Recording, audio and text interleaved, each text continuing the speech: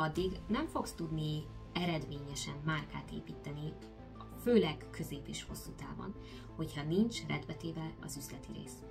Azaz, hogy mik az üzleti céljaid, hiszen ahhoz igazítod a kommunikációs célokat, rövid, közép és hosszú távon egyaránt, de visszamegyek még arra vonatkozóan, hogy mi maga a termék vagy a szolgáltatás, mi az értékesítési stratégia, azaz, hogy hogyan értékesíted a termékedet vagy a szolgáltatásodat, mi az árazási stratégiád, azaz, hogy milyen árpontokon van, vagy éppen milyen csomagajánlatok vannak. Ez csak pár dolog, ami befolyásolja utána, hogy aztán te hogyan építs márkát, illetve hogy milyen marketing és PR kommunikációt alkalmazzál.